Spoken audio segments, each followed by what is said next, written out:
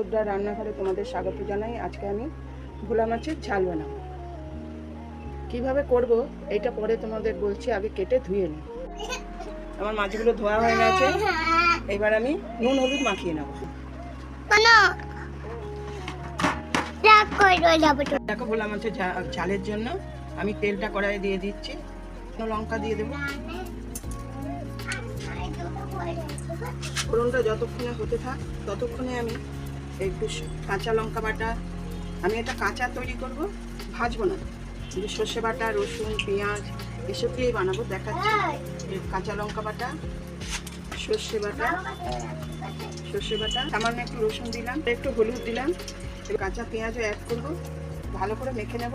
তারা দেখো, চালানি ভোলা তো, এগুলোতে একটু নুন বেশি থাকে, এই জন্য আমি অল্প একটু নুন দেবো, পরে দেখে দেবো।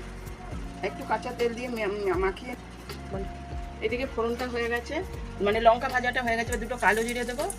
এবার একটু পেঁয়াজ দেবো, পেঁয়াজটা হালকা ভেজে নেবো, আর একটু রসুন দিয়ে দিলাম, রসুনটা একটু ভেজে নেবো। এবার মশলা দিয়ে যে মেখে রেখেছি মাছগুলো আমি এবার কড়াইয়ে আস্তে আস্তে করে দিয়ে দেবো।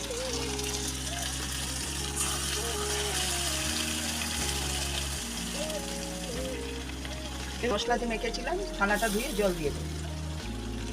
এবার তোমরা ভোলা মাছ অনেকে কেনো, তা তোমরা ভাবো কী করে করবো, অনেকে ভেজে করে, আমি কাঁচা মাখিয়েই করলাম। তোমরা এইভাবে মাখিয়ে করে দেখলে খুব ভালো লাগে।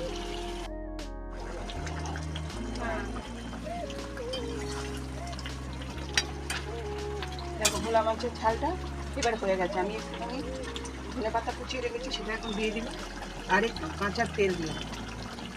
ধনে পাতাটা দিলে খেতে খুব টেস্টি হয়।